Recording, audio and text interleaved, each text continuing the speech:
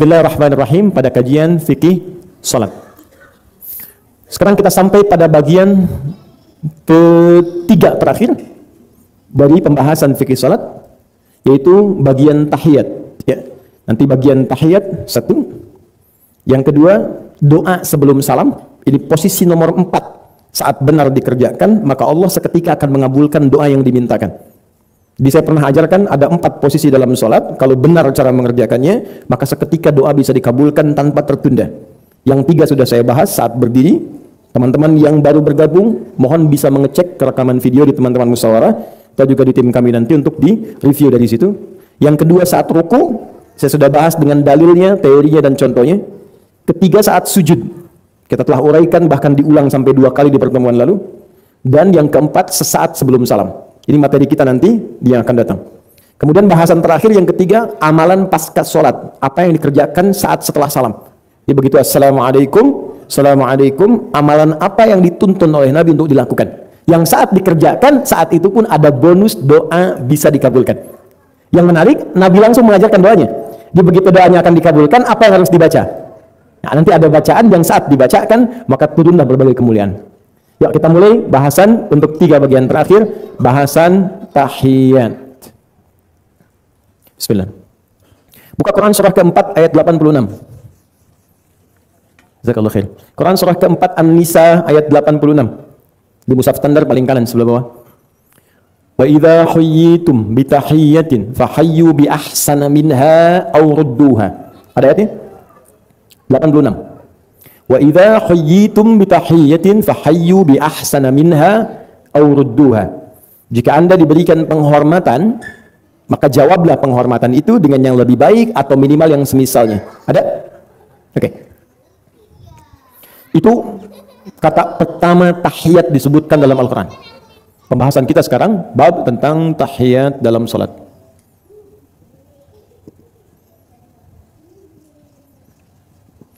Pertemuan lalu kita sudah belajar cara duduknya, masih ingat? Iftirash dengan tawarrud. Baik, sekarang fokus teman-teman. Saya sudah ajarkan tentang duduk iftirash, tentang duduk tawarrud. Di pengantar saat duduk di antara sujud, ya. Duduk di antara 2 sujud. Sekarang penjelasan itu akan terbawa kembali ke pelajaran tahiyat kita. Saya akan jelaskan dulu pertama makna dari tahiyat itu apa? Plus dengan esensi atau hikmahnya. Kemudian caranya seperti apa? Apakah tawarruk atau iftirash? Apakah tangannya ditelunjuk diangkat kapan? Apakah digerak-gerakan atau tidak? Kalau digerak-gerakan seperti apa gerakannya? Kapan ditutupnya dan sebagainya. Kemudian bacaannya. Oke. Tahiyat jamak dari kata tahiyatun. Nih, tahiyat ini bentuk jamak. Plural. Dari kata tahiyatun, ini singularnya. Tahiyat. Siap? Bentuk singularnya tahiyat.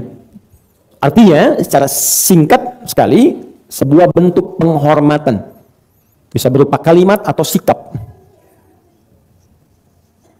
Bentuk penghormatan. Bisa berupa kalimat, kata-kata, bisa sikap, atau bahkan sifat.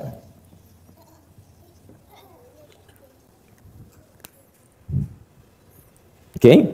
Di mana ditemukan kata tahiyat dalam Al-Qur'an? Di antaranya tadi saya tunjukkan Quran surah keempat An-Nisa ayat 86. Ada kaidah dan ini hanya ditemukan dalam Al-Qur'an. Saya punya koleksi beberapa kitab-kitab dan kadang sering saya lihat, saya bandingkan dan Masya Allah tidak ada keindahan yang paling sempurna kecuali dalam Al-Quran. Wa idza huyyitum bitahiyyatin, tahiyyatin, ditemukan ayatnya. Jika Anda diberikan penghormatan oleh orang, jika diberikan penghormatan, bisa berupa kalimat. Ya. Misal, dalam Islam sempurna sekali, mencakup semua aspek kebaikan. Assalamualaikum warahmatullahi wabarakatuh. Itu kalimat tahiyat sempurna dan hanya didapatkan dalam Islam. Itu kalimat penghormatan, teman-teman, Pak Ibu. Assalamualaikum itu lebih daripada selamat pagi, ya, sapaan, greetings, selamat sore, itu kan doa asalnya. Selamat pagi, mudah-mudahan pagi ini Anda selamat. Selamat itu dari kata salam. Salam itu tenang, damai, nyaman, aman, itu salam.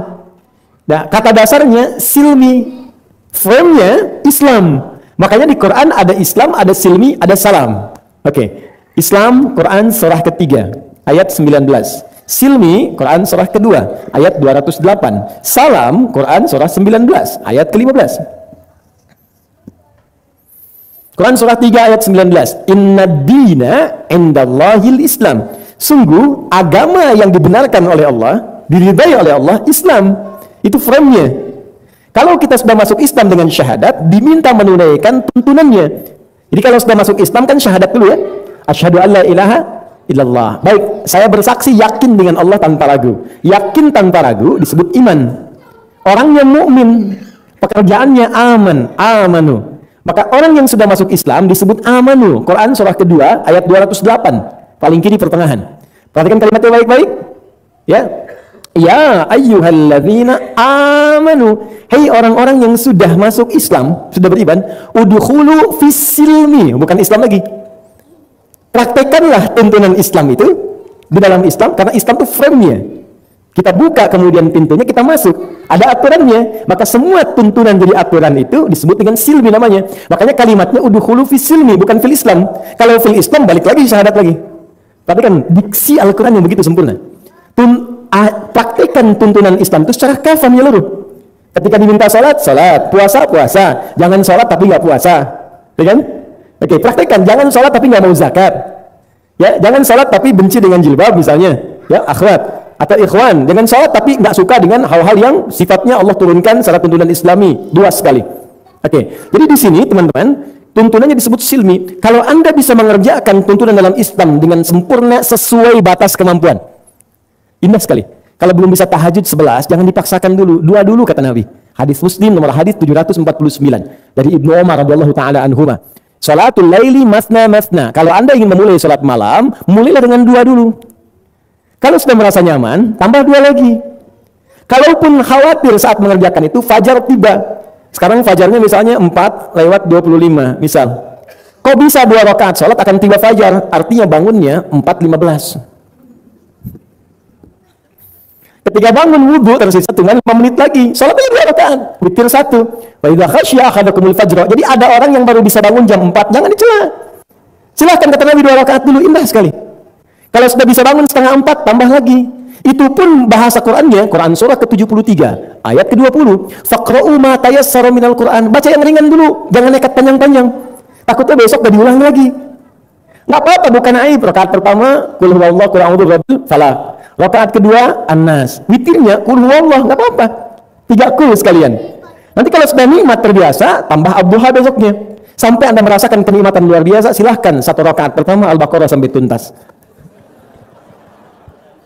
Silahkan. Itu indah. Jadi kalau ada teman kita baru mengenal jilbab, jangan dicela. Anda mungkin sudah duluan, tapi iman dia luar biasa sampai berjuang mengatasi lingkungannya. Itu nggak mudah. Jangan dikira mudah loh bagi orang yang berhijrah kemudian untuk merubah kebiasaan, tidak mudah. Justru di situ levelnya sudah meningkat. Maka dorong, ajak lagi, gabungkan komunitas. Teman-teman juga demikian. Jangan dikira orang mau datang ke pengajian itu mudah. Mungkin dia baru pemula, tapi boleh jadi derajatnya di sisi Allah lebih tinggi dibandingkan orang yang telah terbiasa. Makanya ada rumus dalam hadis bahkan di Al-Quran yang saya sering kumpulkan dalam kalimat indah. Allah lebih mencintai pelaku maksiat yang tobat dibandingkan orang soleh yang tidak pernah merasa salah. Okay? Nah kalau sudah bisa mengerjakannya dengan benar, maka muncul jawabannya disebut dengan salam namanya. Salam. Wassalamun alaihi yawma wulida wa yawma yamutu wa yawma yub'atsu hayya. Salam itu tenang, damai, tentram. Makanya kalau orang belajar Islam dengan baik, dampaknya ke hati tenang. Karena itu semua ibadah dalam Islam melahirkan ketenangan. Baca Quran itu ibadah, teman-teman. Kalau nggak percaya, Anda sedang gelisah, ambil wudhu, menghadap kiblat, buka mushaf, baca. Demi Allah saya katakan, walaupun solusinya belum datang, tapi hati itu akan tenang. Silakan kalau nggak percaya. Salat bikin kita tenang. Bahkan jangankan salatnya, tempat salat itu membuat kita tenang. Dan puncak kiblat itu di Ka'bah. Makanya orang sebanyak apapun masalah, di depan Ka'bah itu bisa hilang persoalan itu. Keluar air mata aja. Ya Allah, tenang. Malamnya pengen itikaf. Nggak mau keluar dari masjid. Kan? Itu ada keindahan tertentu. Nyaman, nikmat. Bahkan tempat sholat pun bikin tenang. Anda pulang kerja, ini rumus sahabat Nabi, itu rata-rata sahabat Nabi itu nggak langsung pulang, ke masjid dulu. Supaya tenang hatinya. Dia berangkat dari masjid, sholat, minta sama Allah, ya Allah, aku menyiapkan rencana begini, berikan aku bimbingan supaya mudah kemudian menjalaninya. Pulang dari pekerjaan ke masjid, sehingga pulang dari pekerjaan itu, aura yang dibawa aura masjid, tenang, bukan aura kantor. Aura macet, aura lampu merah, gitu kan? Nyampe ke rumah, ya korbannya yang di rumah. Jadi indah, makanya masuk masjid itu lain, tenang, sholat 2 rakaat, enak. Duduk bawah AC, saking tenangnya tidur aja. Ini salam. Jadi salam itu damai, tentram, selamat, nyamai. Ditambah tak, kalau sudah pakai tak, artinya sifat. Tak dalam bahasa Arab sifat. Salamah. Salamah itu diserap ke bahasa Indonesia menjadi selamat. Selamat itu dari kata salam. Damai, tentram, nyaman, aman. Selamat pagi. Mudah-mudahan pagi ini Anda damai, tentram, selamat, nyaman. Selamat siang, selamat sore. Kita lebih umum. Assalamualaikum. Tak terbatas dengan waktu. Semoga salam semua keselamatan. Baik pagi, siang, sore, malam, sampai kapanpun melekat kepada Anda dalam kebaikan. Warahmatullahi wabarakatuh. Itu kalimat. Ada yang sikap hormat di militer, hormat. Ya? Baik, ada yang sikap hormat dalam kehidupan di kantor, masuk pimpinan kita hormat, ada yang berdiri, ada yang menyalami, ada yang sifat kejujuran, bagian dari sifat penghormatan kepada pekerjaan. Disiplin, bagian dari sifat penghormatan kepada apa yang kita kerjakan. Sabar, bagian sifat penghormatan pada musibah yang kita alami, sifat. Nah, kaidah dalam Quran, jika Anda diberikan penghormatan dari pihak manapun, maka balas dengan yang lebih baik. Dasar, kalimat Assalamualaikum, jawab Assalamualaikum, Waalaikumsalam warahmatullahi. Assalamualaikum warahmatullahi wabarakatuh. Waalaikumsalam warahmatullahi wabarakatuh. Assalamualaikum warahmatullahi wabarakatuh. Waalaikumsalam warahmatullahi taala wabarakatuh. Assalamualaikum warahmatullahi taala wabarakatuh. Sudah enggak ada lagi, ulangi yang serupa. Waalaikumsalam warahmatullahi taala wabarakatuh. Warahmatullahi subhanahu wa ta'ala. Udah cukup, capek. Sama seperti serupa. Ya, itu kalimat. Nah, sikap juga sama. Ada yang menghormati kita, balas. Di jalan ada orang ngasih, kita jawab, kita hormati. Buka kaca, makasih Pak, hormat. Itu sikap dasar. Orang yang pandai menghormati manusia, lingkungan, maka dia akan diangkat oleh Allah Subhanahu wa taala. Seperti orang yang pandai berterima kasih pada lingkungan, manusia atau sekitarnya, maka dia pun akan diberikan tambahan nikmat oleh Allah.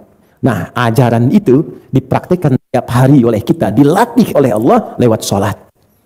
Dipaksa kita untuk menerapkan ajaran itu. Kalau Assalamualaikum kan ketemu dulu.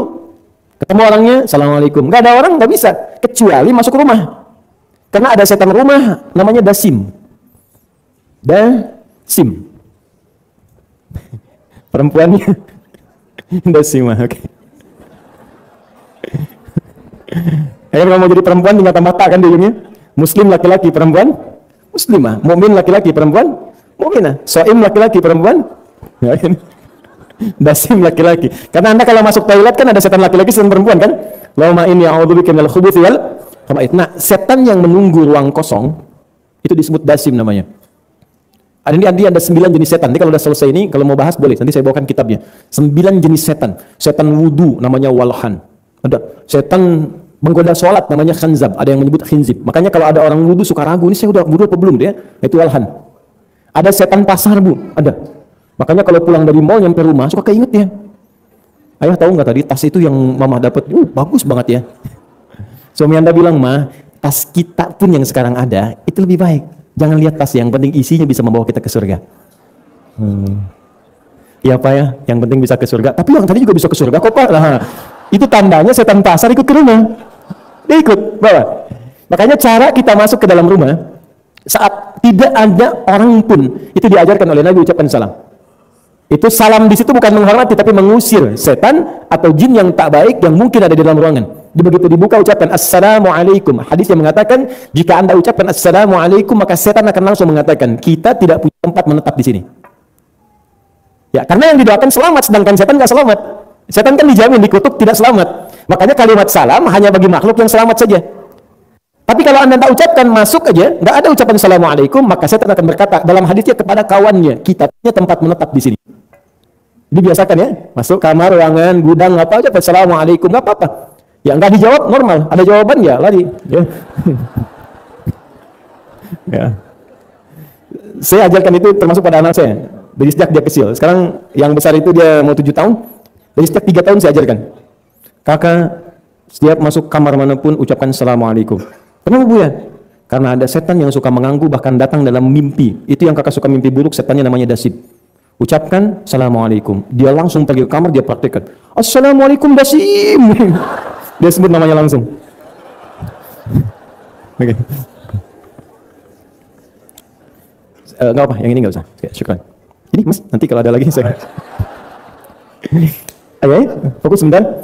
Jadi prinsipnya, kita dilatih setiap hari untuk saling menghormati. Makanya saya katakan, orang Islam itu udah khatam toleransi. Orang Islam itu udah pasti saling menghormati. Jadi kalau ada orang Islam hanya pandai mencela saja, itu dipertanyakan. Kenapa? Karena kaidah tahiyat ini dibawa dalam sholat, dilatih tiap hari. Dan kita ucapkan di awal saat kita mengucapkan dalam kondisi kita duduk itu, kalimatnya at-tahiyyatu lillah. Oke, yuk kita lihat. Disebut langsung tahiyat. Bahkan dijamakkan. Kalau jamak itu sedikit atau banyak?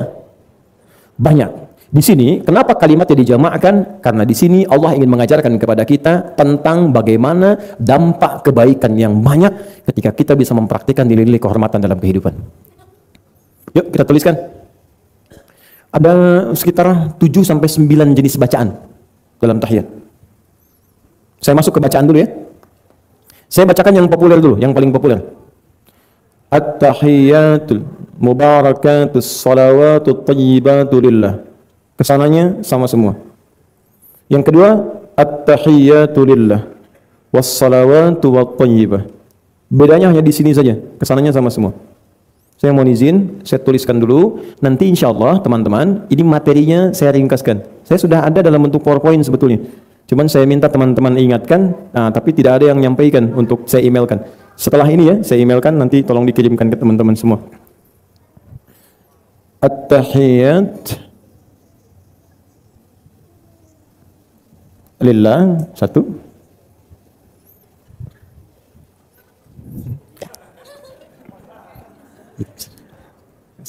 Yang ini ya. Ya. Jazakallah khair. Ke bawah, sini. Ya.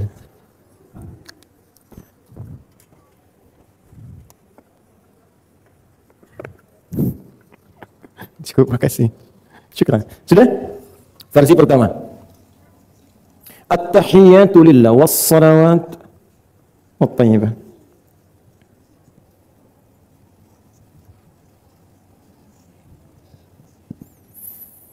Saya kasih titik 3 karena nanti semua versinya sampai di sini sama semua.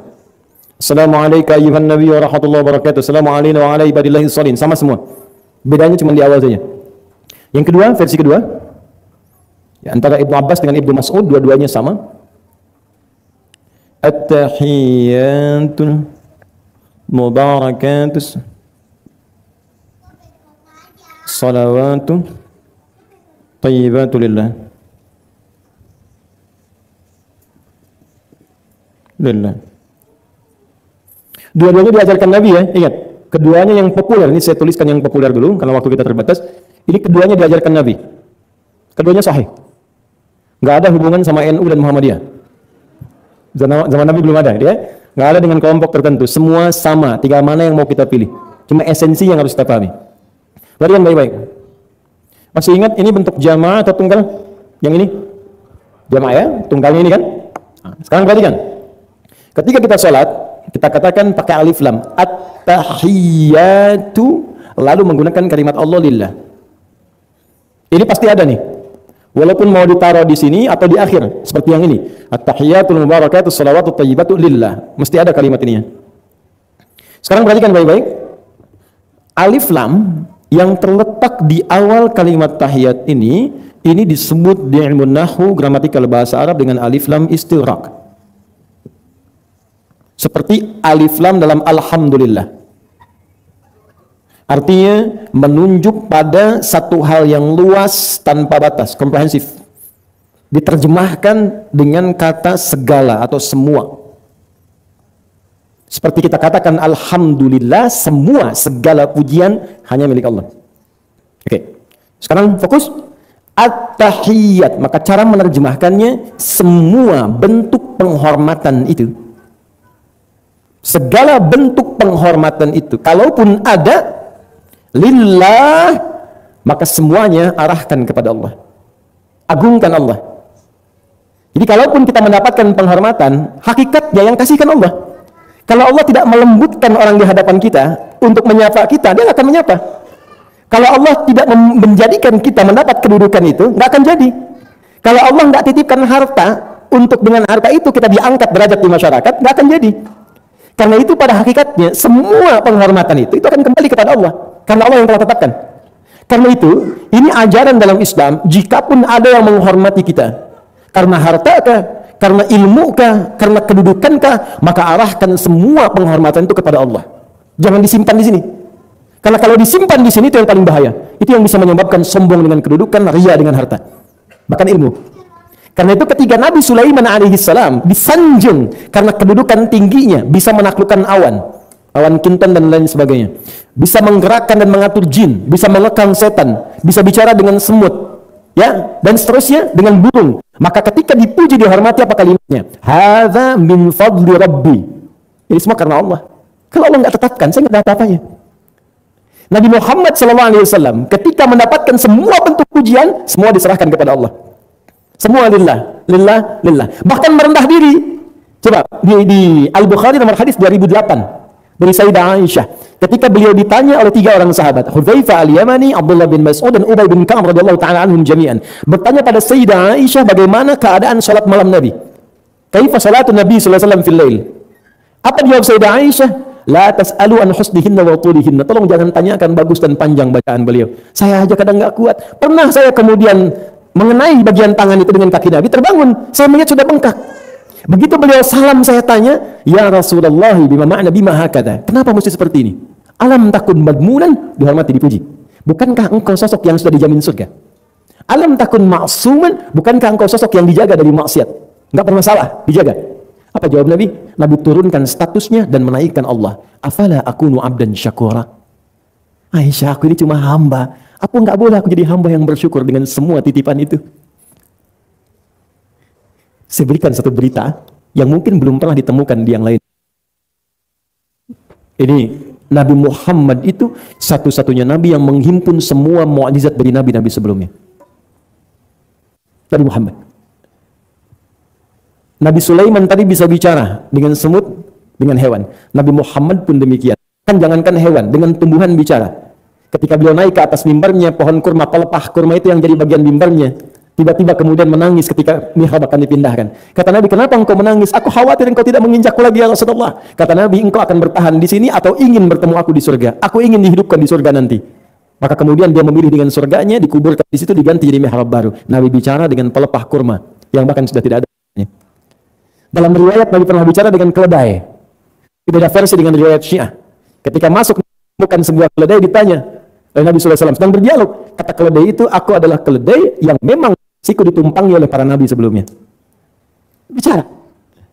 Ya, jadi semua mukjizat-mukjizat sebelumnya dihimpun pada diri Nabi SAW. Tapi semua itu tetap ketika dihormati, diangkat Nabi, diangkat Allah. Afala akunu abdan syakura. Aku ini cuma hamba. Apa aku nggak boleh mensyukuri semua nikmat ini? Lalu siapakah Anda yang bukan Nabi? Bukan Rasul? Belum jelas surga, hisab menegangkan, amalan masih berantakan. Baru sedikit pujian sudah meningkat luar biasa. Ya, Masya Allah, kemarin tuh aktingnya bagus banget ya di film itu. Iya sih, tapi memang latihannya mesti berat ya. Allah yang memilih. Mungkin bisa Allah menetapkan yang lebih baik daripada saya. Masya Allah ya, anaknya luar biasa, hafal Quran, bisa sekolah, nilainya bagus-bagus. Semua karena Allah. Bisa Allah berkehendak pada perempuan manapun. Ya walaupun saya juga berusaha sih, malamnya saya ajarin. Udah gak usah ditambahin. Itu nambah. Jadi maksudnya begini, kalau kita terbiasa dengan kalimat saat sholat, dilatih, kan kita baca kan 5 kali sholat kan? Subuh baca kan? Sekali. Oke, zuhur 2 kali. Asar 2 kali. Maghrib 2 kali. Isya 2 kali. Kita baca terus 9 kali kita tahiyat, dilatih 9 kali sehari untuk menghormati. Nah, makanya orang Islam itu kalau benar salatnya, dia tidak kemudian terjerumus dalam nilai-nilai pujian yang tidak nyata. Tidak maruk pujian, tidak maruk pengangkatan, biasa saja. Jadi kalaupun kehilangan, biasa. Itu ajaran yang tinggi. Nah, ini poinnya. Nah, orang yang terbiasa memuji Allah Subhanahu wa Ta'ala, kemudian wassalawat. Salawat itu bisa berarti pujian, bisa berarti doa. Ini penghormatan, ini pujian. Tahu dari mana salawat bisa berarti pujian? Itu bisa Anda lihat di Quran surah kedua Al-Baqarah ayat 157. Ulaika alaihim salawatum min rabbihim wa rahmah. Orang-orang yang sabar saat diuji mendapatkan salawat dari Allah. Salawat kalau datang dari Allah itu bentuknya bisa pengabulan doa, bentuknya bisa rahmat, bentuknya bisa pujian. Tapi kalau salawat dari hamba kepada Allah atau salawat dari hamba kepada Rasulullah, itu bentuknya tiada lain kecuali pujian saja. Kita kan bersalawat kepada Nabi kan? Allahumma salli ala Muhammad wa ala ali Muhammad. Allahumma salli ala Sayyidina Muhammad. Itu pujian. Makanya orang yang salawat kepada Nabi dibalas oleh Allah karena mencintai Nabinya, turun rahmat Allah kepadanya 10 kali lipat. Awas, ada orientalis yang salah memahami. Muhammad itu SAW masih butuh salawat dari hambanya kan ya? Dari umatnya. Bukan, Anda salah baca. Jadi jangan sampai kesalahan Anda dalam memahami menyebarkan ketidaktahuan kepada orang lain. Bukan. Ini bukan bentuk doa, bukan, ini bentuk pujian kami, syukur kami Allah mengutus Nabi Muhammad. Kita bacakan Allahumma shalli ala Muhammad. Ya Allah, puji Nabi, kami menyayanginya, mencintainya, maka Allah jawab dengan rahmatnya. Itu poinnya. Jelas ya? Nah di sini kita bersalawat kepada Allah. Wassalawatu lillah. Ya Allah, semua pujian-pujian dalam hidup kami serahkan kepadamu. Makanya orang hamba yang beriman, yang berlatih salat setiap hari, tidak larut dalam pujian. Pujian itu melarutkan, kadang-kadang menghilangkan kesadaran. Hati-hati. Biasa saja dipuji, dan itu normal dipuji. Nabi dipuji, ya kita mungkin dipuji, orang lain mungkin mengangkat, ustadz juga kadang-kadang sama. Tapi kalau ustadz itu tidak benar dalam salatnya, atau tidak membangun kedekatan dengan Allah, itu bahaya juga. Terangkat lupa, ujung-ujungnya lupa ketika dia mengajar karena Allah. Ya sama, maka dilatih, supaya tidak kecewa dalam kehidupan, maka arahkan setiap pujian, macam-macam lillah, alhamdulillah ya Allah. Kau titipkan pada seorang hamba untuk mengakui apa yang aku kerjakan. Berikan aku istiqamah ya Allah. Baik. Wat-thayyibat, dan semua jenis kebaikan. Harta termasuk kalangan thayyibat. Keturunan, istri, suami, pasangan termasuk thayyibat. Makanya ketika teman-teman mencari nafkah, dapat harta, terus diberikan sesuatu, disebut thayyib. Jamaknya thayyibat. Buka kata thayyib pertama di Quran surah kedua ayat 168, paling kanan sebelah bawah di mushaf.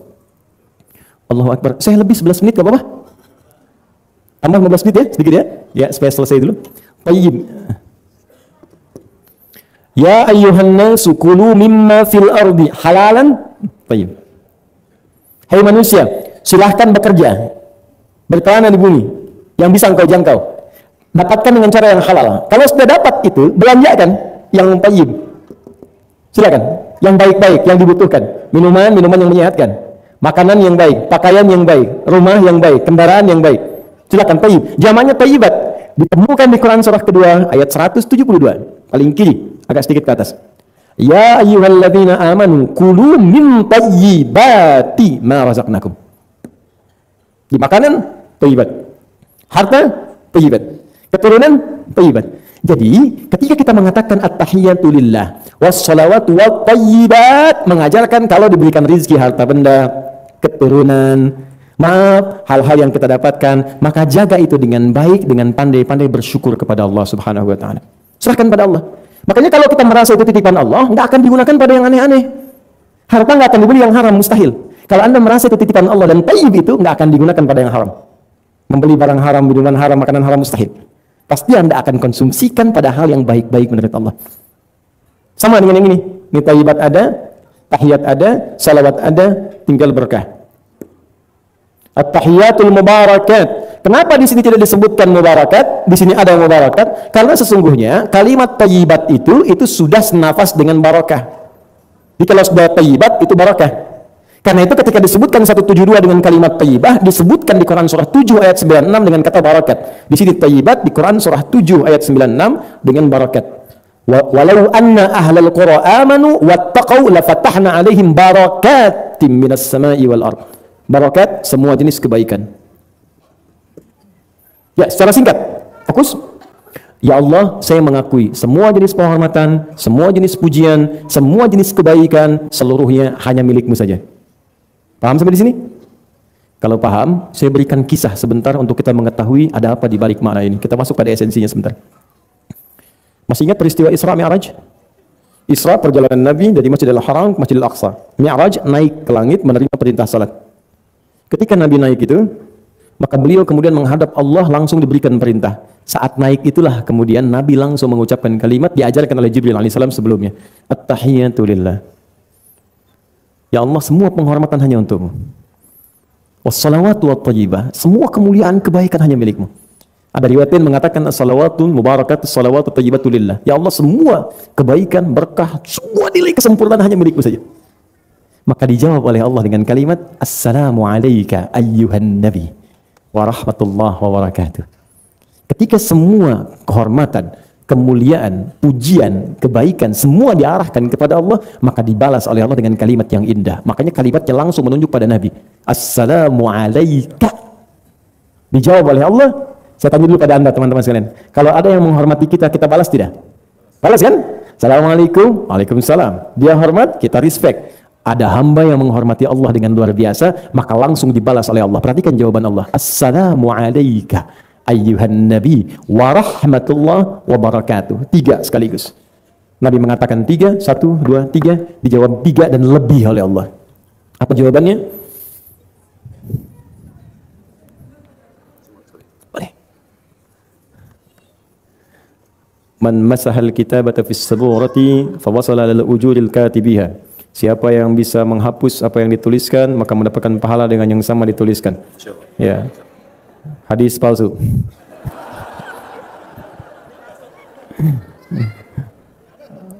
Yang asli, man dalla ala khairin falahu ajru mithla ajri fa'ilihi min ghairi an yanqusa min syai'. Hadis riwayat Muslim. Siapa yang menunjukkan, memfasilitasi pada kebaikan, maka ia mendapatkan pahala yang sama dengan yang mengerjakan tanpa dikurangi sedikit pun. Ya. Maka teman-teman yang share kajian, terus ada orang datang, itu pahalanya dapat yang sama. Makanya bagi setiap kebaikan, bikin status yang bagus-bagus. Ya, sehari hadis saja 1.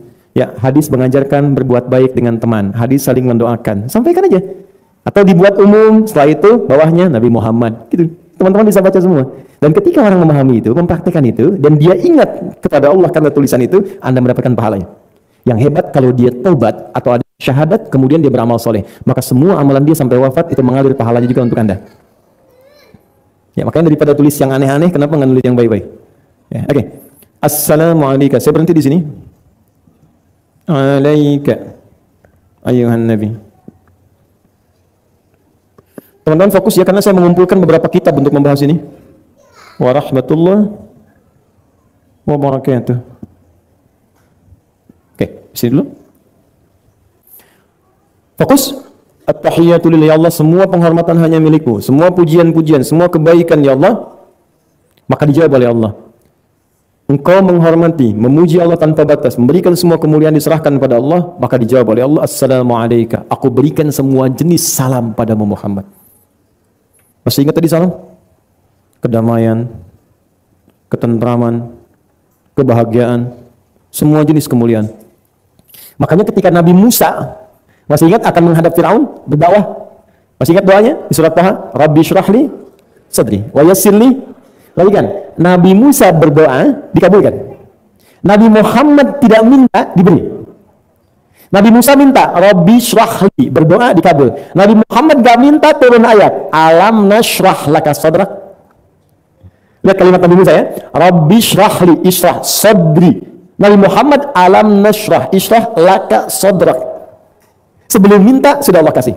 Nabi Musa minta, wa yassirli amri, wa yassirli amri. Nabi Muhammad, wa nuyassiruka lil yusra.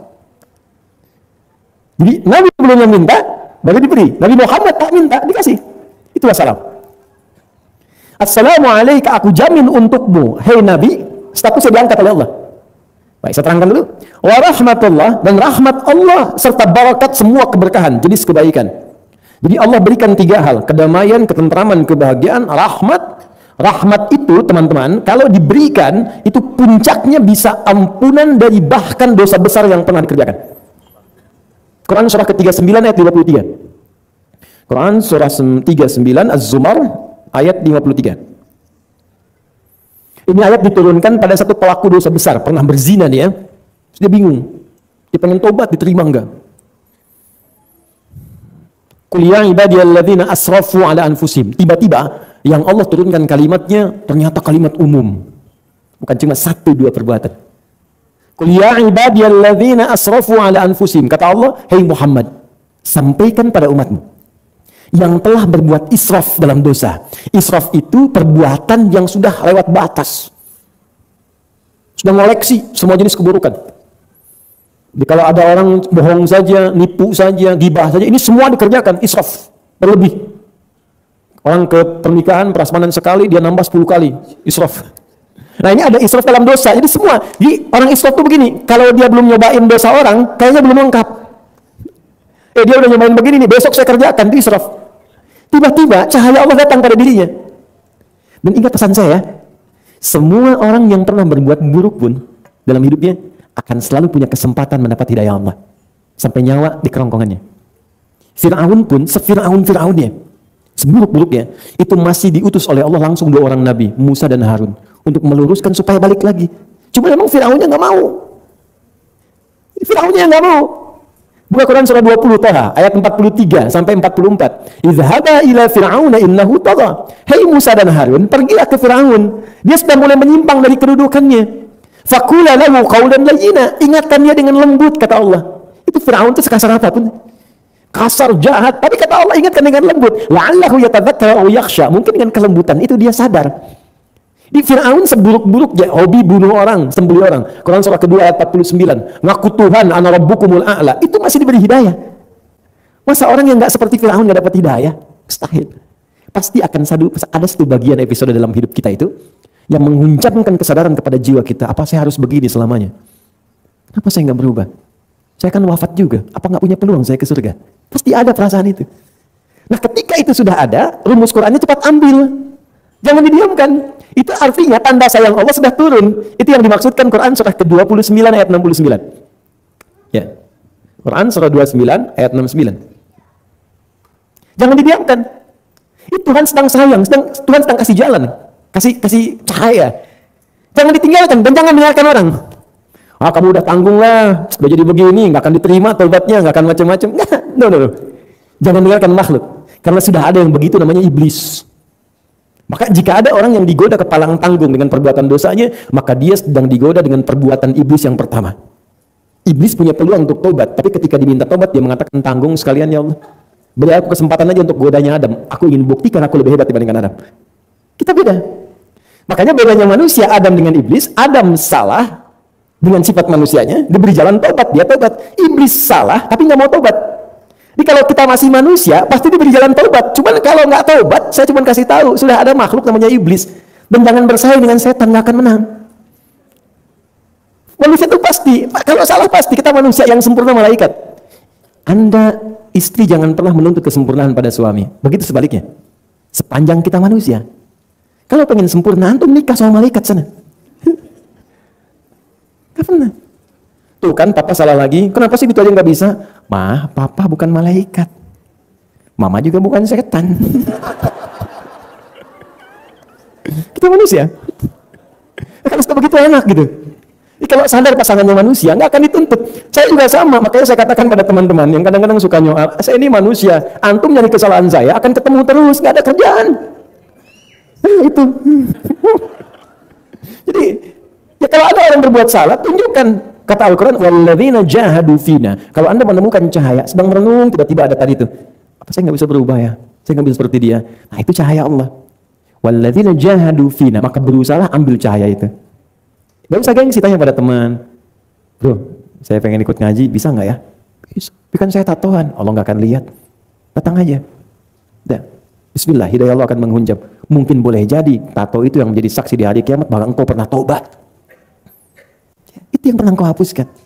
Kan indah ketika bersaksi di hadapan Allah, ternyata bersaksi untuk yang taat bukan maksiat, yang soleh bukan yang salah. Itu yang mengatakan saya pernah ditobati ya Allah, saya pernah dihapuskan karena taubat. Jadi memberatkan mizan yang kanan bukan yang kiri. Makanya kejar hidayah Allah. Begitu dikejar, lanahdiyannahum subulana, kami akan buka jalan-jalan kemuliaan dari kami. Tiba-tiba senang tahajud, senang kajian, senang ini, senang itu, wah gembira aja hidupnya. Ini poinnya. Itu rahmat. Nah makanya ketika rahmat turun, kalimatnya apa? Wal qul ya ibadiyalladzina asrafu ala anfusihim la taqnatu min rahmatillah. Rahmat. Ini rahmat, ini barakah. Barakah itu ziyadatul khair, bertambah semua nilai kebaikannya. Jadi kalau ada orang yang sudah disanjung oleh Allah, maka orang itu otomatis akan menjadi tanda-tanda kebaikan bagi lingkungan sekitarnya. Anda nggak percaya silakan. Teman-teman tingkatkan kedekatan pada Allah, maka Anda akan diangkat oleh Allah semua jenis kebaikannya. Yang disebutkan baik-baik aja. Ajak yuk si fulan yuk dengan kita. Kemana? Nyanyi bareng. Dia mau orang soleh. Gak akan mau. Oh dia mau orang begini, susah. Nah itu bahkan kalimat itu pun dilekatkan pada orang lain. Untuk menghormati kebaikannya yang telah dekat dengan Allah. Itu poinnya. Nah ini teman-teman, yang paling indah ketika Nabi disanjung demikian, maka Nabi menggambarkan kepada kita sebuah hukum yang sangat luas. Kata Nabi, ya Allah jangan cukupkan untuk saya saja. Masih ada umat saya di belakang. Masih ada hamba-hambamu di sini. Maka Nabi jawab, Assalamu alayna wa ala ibadillahi salihin. Ya Allah, berikan pula semua salam, rahmat, dan barakah kepada hamba-hambamu yang ada di arsy ini, dan juga hamba-hambamu yang saleh. Ibadillahi salihin. Di antara kemuliaan Rasulullah SAW adalah selalu ingin merasakan kebahagiaan dengan kebahagiaan umatnya, dan merasakan kesedihan dari kesedihan umatnya. Bahkan turun ayat di akhir ayat Quran surah 9 itu, laqad ja'akum rasulun min anfusikum azizun 'alaihi ma 'anittum harisun 'alaikum bil mu'minina raufur rahim. Telah datang seorang rasul yang sangat peka perasaannya, sangat peduli pada umatnya. Azizun 'alaihi ma 'anittum. Kalaupun kalian, kata Allah, itu Allah menyampaikan pada kita, kalaupun kalian umat Muhammad punya beban yang sangat berat, tentulah Rasulullah ingin mengambil alih beban itu supaya bisa dipikul oleh dirinya. Ketika satu kali terjadi suatu lapar luar biasa saat menggali parit, saat akan diserang oleh pasukan Quraisy dari Mekah, maka Salman kemudian dengan ide briliannya mengajak para sahabat menggali parit. Sebagian mengatakan, ya Rasulullah, sebagian tumbang karena kelaparan, sebagian menahan dengan satu batu. Tanpa mereka tahu, Nabi pun sudah menahan dengan 3 sampai dengan 7 batu di perutnya. Demikian Nabi merasakan bagaimana keadaan-keadaan umatnya. Ada sebagian lagi yang sangat luar biasa mengharukan, tapi kalau saya sampaikan ini, saya tidak bisa meneruskan kajian. Ya, ada bagian-bagian tertentu, Nabi itu gembira bersama orang-orang gembira, dan merasakan kesedihan bersama orang-orang sedih, supaya senafas apa yang dikerjakan dan merasakan kenikmatan dengan hal yang sama yang diraih oleh orang-orang sekitarannya. Jadi sesungguhnya, apa yang kita bacakan, Assalamu alayna wa ala ibadillahi salihin, termasuk kasih sayang Rasulullah kepada kita. Kata Nabi, ya Allah jangan cukupkan untukku saja, ada umatku di belakang. Berikan kepada mereka salam, berikan rahmat. Ya Allah, kalau ada pendosa di antara umatku, mohon ampuni dosanya. Ya Allah, kalau ada pemabuk, mohon ampuni dia. Kalau ada pezina, ampuni dia. Kalau ada pembunuh, ampuni dia. Minta. Makanya antum kalau benar baca itu dengan baik, itu luar biasa. Maka saya tutup sampai di sini dulu. Ini mengajarkan kepada kita orang-orang yang tidak gila hormat dalam hidup dan selalu mendekat kepada Allah dalam hidupnya. Maka tahiyat mengajarkan kepada kita, orang ini pasti akan diangkat dan dimuliakan oleh Allah seperti Allah pernah memuliakan Rasulullah SAW. Karena itulah sampai sekarang bacaan yang terpilih dalam tahiyat itu tetap menggunakan kalimat ka dan nabi. Ada orang berkata, Ustaz, nabinya kan sudah nggak ada. Assalamualaikum ka karena nabi kan sudah nggak ada. Bukan teman-teman, ini ingin menunjukkan peristiwa yang dulu supaya kita paham tentang asalnya dan memberikan jawaban kepada kita yang hidup di masa kini. Baik, saya tutup. Orang yang terbiasa menghadirkan tahiyat kepada Allah, tidak gila hormat dalam hidup, tidak kemudian maaf sekali, terhimpit oleh persoalan-persoalan sosial, terlalu diikuti oleh nafsunya dengan hartanya, semua menyerahkan dia kepada Allah Subhanahu wa taala, maka orang itu akan dibahagiakan hidupnya, diberikan peluang diampuni dosanya, dan dijaga setiap nilai-nilai kebaikannya. Barulah kita sadar bahwa Nabi punya keutamaan, bahwa Allah punya keindahan. Lalu kita katakan menguatkan syahadat, asyhadu an la ilaha illallah wa asyhadu anna Muhammadar Rasulullah. Itu bentuk komitmen kita. Terima kasih ya Allah, kami sadar dengan kebesaran Islam, maka Anda ucapkan syahadat di situ untuk menegaskan komitmen keislaman kita. Asyhadu an la ilaha illallah wa asyhadu anna Muhammadan Rasulullah. Lalu bersalawat kepada Nabi kan? Sebagai bagian dari tadi. Allahumma shalli ala Muhammad wa ala ali Muhammad. Wa salli ta'ala Ibrahim wa ala ali Ibrahim. Mubarak ala Muhammad wa ala ali Muhammad. Kenapa Anda katakan wa barik wa salli? Karena di awal Nabi katakan salamu alayna wa ala ibadillahi salihin. Di situ ada barakah, ada salawat. Anda katakan Allahumma salli ala Muhammad wa ala ali Muhammad wa barik, dari barakah, ala Muhammad wa ala ali Muhammad sampai ke innaka Hamidum Majid. Inilah bacaannya, ini esensinya. Jangan sampai ada orang tahiyat setiap hari 9 kali tapi juga masih lalai dalam kehidupan dan aktivitas yang ia jalani. Saya kira itu